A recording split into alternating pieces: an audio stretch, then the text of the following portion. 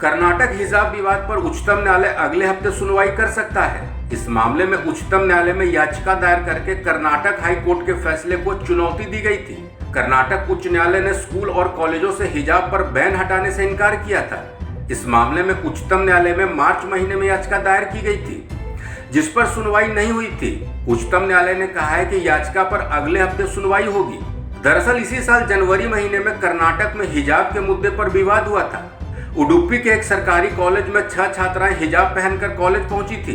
इसके बाद कॉलेज प्रशासन ने छात्राओं को हिजाब पहनने से मना किया था, जिसके बाद लड़कियों ने पत्रकारों से बातचीत के दौरान विरोध दर्ज कराया था।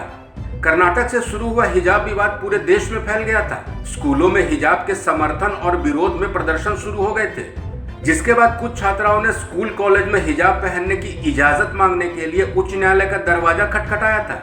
कर्नाटक उच्च न्यायालय के मुख्य न्यायाधीश ऋतुराज अवस्थी, जस्टिस कृष्णा एस दीक्षित और जस्टिस JM काजी की 3 सदस्यीय पूर्ण पीठ ने 15 मार्च को मुस्लिम छात्राओं की याचिका खारिज कर दी थी। उच्च न्यायालय ने अपने फैसले में कहा था कि हिजाब इस्लाम की अनिवार्य प्रथा का भाग नहीं है। स्कूल और कॉलेज में छात्र यूनिफॉर्म पहनने से मना नहीं कर सकते हैं। इसके पहले कर्नाटक सरकार ने 5 फरवरी को स्कूल कॉलेज में हिजाब पहनने पर रोक लगा दी थी। इस फैसले को लेकर समूचे राज्य में कई जगहों पर प्रदर्शन हुआ था। बड़ी संख्या में मुस्लिम छात्राओं ने हिजाब पर रोक लगाने के आदेश को वापस लेने की मांग की थी। इसके बाद यह मामला हाईकोर्ट पहुंचा था। दूसरी तरफ हाईकोर्ट ने 10 फरवरी को शैक्षणिक संस्थानों में किसी भी तरह के धार्मिक वेशभूषा पर अस्थायी रोक लगा दी थी। इसके बाद कई स्कूल कॉलेज में हिजाब पहनकर आई छात्राओं के प्रवेश को रोक दिया गया था।